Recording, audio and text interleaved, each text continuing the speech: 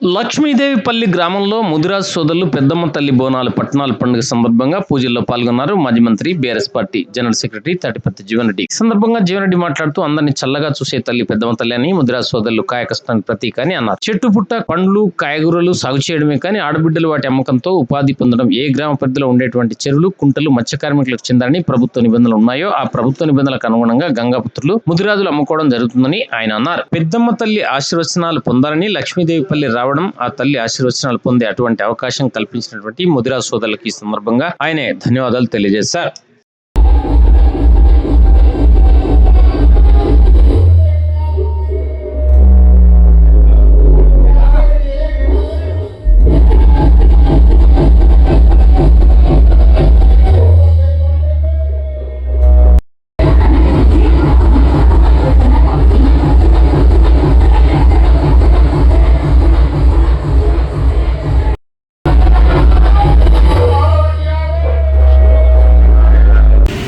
ఈరోజు లక్ష్మీదేవిపల్లి ముదిరాజ్ సోదరులు ఏదైతుందో ఆ పెద్దమ్మ తల్లిని ఆరాధించే విధంగా బోనాలు తీయడము, ఇలా వాస్తవంగా ఆ పెద్దమ్మ తల్లి ఏదైతుందో ఇలా కేవలం ముదిరాజులనే కాకుండా యావత్ సమాజానికి ఇలా ఆశీర్వచనం ఇచ్చే విధంగా అందరినీ చల్లగా చూసేట ఒక తల్లి పెద్దమ్మ తల్లి అని చెప్పక తప్పదంటూ నేను ఒక విధంగా చెప్పాలంటే ముదిరాజులు కాయ కష్టానికి ప్రతీకనే.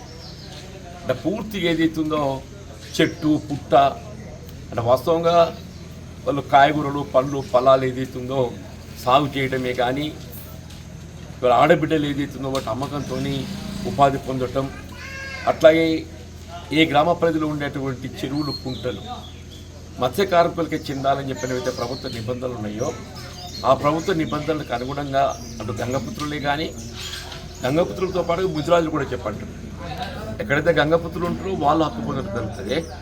ఇలా గంగపుత్రులు లేని కాడ ఏదైతుందో మన ముదిరాజు సోదరులు హక్కు పొందడం జరుగుతుంది. ఉదాహరణ మా దగ్గర మా ఊరు బతికిపెళ్ళి మా దగ్గర ముదిరాజులే చెరువు దాని మీద హక్కు కలిగి ఉంటారు. ఇప్పుడు మన గ్రామ పరిధిలో ఎక్కడ చెరువులు, కుంట్లు ఇవి ఉన్నా కానీ వాటిపైన పూర్తి హక్కు మత్స్య కార్మికులకు మీకే కలిగి ఉంటుంది. అట్లాగే ఏదైతే ఈ పండ్లు పొలాలకు సంబంధించి మామిడి చెట్టు మరి ఇక్కడ ప్రభుత్వ భూములేమో అందుబాటులో లేవు. వాస్తవంగా ఫారెస్ట్లో అంటే అటవీ శాఖకు చెందినటువంటి భూముల్లో ఇవాళ అటవీ సంపద అది ఏదైనా పెంచడానికి అవకాశం ఉంటుంది. గుట్టల మీద కూడా చెట్లు పెట్టుకోవచ్చు. వెనకటి కాలంలో రాజిరెడ్డి అన్నట్టు అక్షిపూర్లు ఉన్నాయి. ఇప్పుడు వెనకటి కాలంలో గుట్టలన్నీ ఏదైతుందో చితలుగా చెట్లు ఉంటుండే. ఇప్పుడు చితలుగా చెట్లు కరువు అయిపోయినాయి. ఇప్పుడు గుట్టలు మామిడి చెట్లు కూడా పెట్టుకోవచ్చు ఉన్నట్టయితే చెప్పంటున్నాయి. ఎందుకంటే మనకు ఉపాధికి సంబంధించిన అంశం కాబట్టి. ఇలా ముదిరాజులకు విద్య పట్ల కూడా కొంత మనం ఆశించినటువంటి ఒక ప్రోత్సాహం పొందలేకపోతున్నారు. వాస్తవంగా ఇవాళ మొత్తం రాష్ట్రం లోపల ఏదైతుందో తెలంగాణ రాష్ట్రంలో అత్యధిక జనాభా కలిగి ఉన్నది ముదిరాజ్. సామాజికంగా వెనుకబడి ఉన్నటువంటి ఒక వర్గాలలో అత్యంత నిరుపేద వర్గం ఏది ఉన్నది అని చెప్పంటే ముదిరాజ్ వర్గం అని చెప్పక తప్పదు. అది వాళ్ళకు ఉపాధి పరంగా వీళ్ళ చెరువులు, కుంటలు, పండ్లు, ఫలాలకు సంబంధించి ప్రభుత్వం ప్రోత్సాహం కలిగించడంతో పాటుగా ఇలా విద్యా ఉద్యోగులలో కూడా అవకాశాలు మెరుగుపడే విధంగా వీళ్ళ ప్రస్తుతం BC-Dలో ఉన్నది. ఆనాడు వైఎస్ రాజశేఖర్ గారు ముఖ్యమంత్రి ఉండగా ఏదైతే ఉన్నప్పుడు ఆయన క్యాబినెట్లో మంత్రి వర్గ సహచరుడిగా ఉంటుంది. వీళ్ళ ముదిరాజులను అయితే BC-Aలో చేర్చగలిగినట్లయితే వాళ్ళ ప్రోత్సాహం లభిస్తుందని చెప్పి BC-Aలో చేర్చడం జరిగింది. సరే, దానికి కొంతకాలం తర్వాత న్యాయస్థానంలో అది నిలదొక్కుకోలేకపోవటము, తర్వాత BC కమిషన్ వేసి ఏదైతుందో దాన్ని చేయాలని చెప్పిన కోర్టు సూచన చేయటము, ఆ BC కమిషన్ పరిశీలన అనేది ఇంతవరకు ఏదైతుందో అది కొలికి రాలేదు.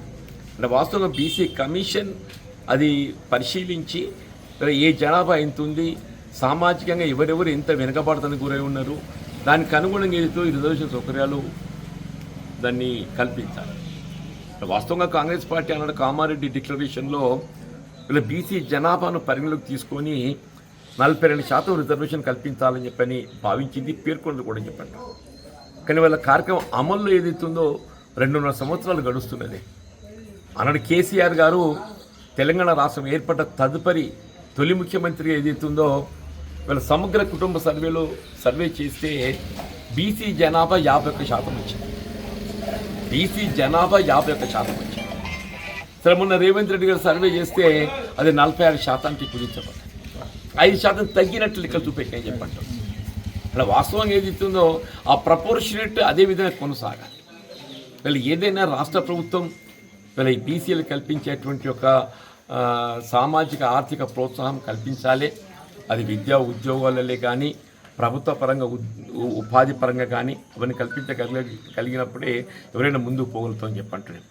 ఇలా ముద్రా సోదరులతో పాటుగా ఇలా గ్రామాలలో సాధారణంలో ఎక్కువ వ్యవసాయంపై ఆధారపడి ఉంటుంది. ఆ వ్యవసాయాన్ని ప్రోత్సహింప చేయబడే విధంగా ఏదైతుందో గతంలో వీళ్ళ బీఆర్ఎస్ ప్రభుత్వం అధికారం ఉండగా కేసీఆర్ గారు ఏ విధంగానైతే ఇలా రైతు బీమానే కానీ రైతు బంధే కానీ వరి ధాన్యం సేకరణ కేంద్రాలు కళ్ళాలలో ఎక్కడికక్కడ కొనేటట్టు ఏ విధమైనటువంటి ఇబ్బందులు లేకుండా సేకరణ చేయడం జరిగిందో ఆ విధమైన కార్యక్రమాలన్నీ కొనసాగింపు చేయబడ్డప్పుడే గ్రామాలలో రైతులందరూ సుభిక్షంగా ఉంటారని చెప్పండి. తప్పకుండా ఆ విధమైన కార్యక్రమాలు అమలు చేయాలంటున్నాం. ముఖ్యంగా ఈరోజు పెద్దమ్మ తల్లి ఆశీర్వచనం పొందాలని చెప్పని మేము ఇక్కడికి రావటము, మరి ఆ తల్లి ఆశీర్వచనం పొందేటువంటి అవకాశం మాకు కల్పించినటువంటి లక్ష్మీదేవిపల్లి ముదిరా సోదరులకు నేను హృదయపూర్వకంగా ధన్యవాదాలు.